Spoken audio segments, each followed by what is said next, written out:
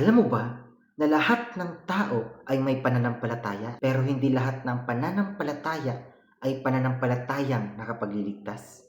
Lahat po tayo ay may faith o pananampalataya. Pananampalataya sa driver kahit hindi natin kilala ang nagmamaneho nito. Pananampalataya sa mga upuan na ating inuupuan kahit hindi po natin sigurado kung talagang matibay ito. Maging sa mga pagkain kahit hindi natin kilala ang naghanda nito. Kaya ibig sabihin po, ang pananampalataya ay hindi lamang po talaga pang-Kristiyano, dahil ang pananampalataya po ay bahagi na ng ating pagiging tao. Kaya ang tanong po ay hindi kung may pananampalataya ba tayo, kundi ang dapat pong tanong ay kung kanino o saan nakaangkla ang ating pong pananampalataya.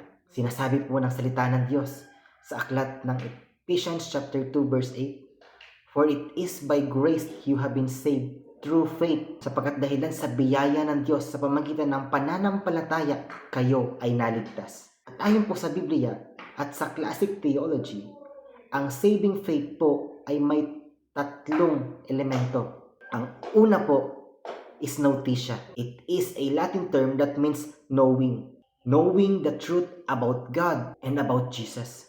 Mahalaga po na alam natin na si Jesus ay Diyos na nagkatawang tao. Pinanganak ni Maria through virgin birth, namuhay na may kabanalan, namatay sa krus para sa ating mga kasalanan, muling nabuhay sa ikatlong araw, umakyat sa langit at nagbibigay ng kaligtasan sa lahat ng mananampalataya sa Kanya.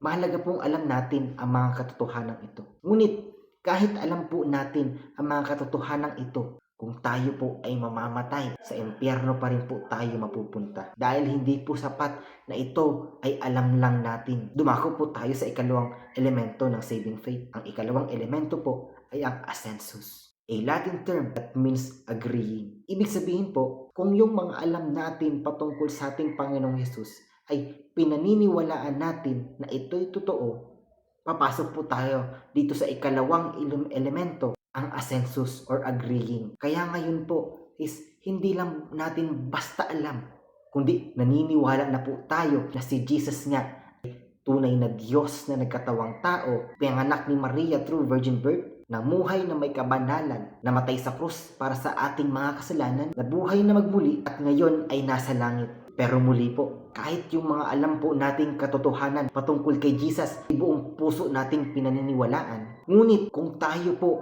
hanggang sa paniniwala lamang sa Kanya, ngunit hindi pa rin natin ipinagkakatiwala sa Kanya ang ating mga buhay, sa impyerno pa rin po tayo mapupunta. Hindi pa rin po natin natanggap ang kaligtasan.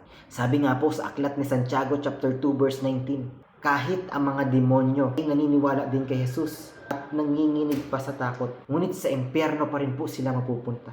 Dahil magkaiba po ang naniniwala sa nagtitiwala. Believing is different from trusting.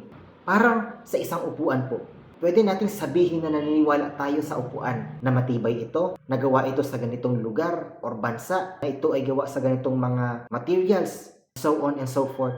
Pero hanggat hindi po natin ito inuupuan, hanggang paniniwala lamang po tayo, hindi tayo totoong nagtitiwala dito. Ganun din po sa ating Panginoong Hesus. Upang mas maunawaan po natin ito, dumako po tayo sa ikatlo at panghuling bahagi ng saving faith.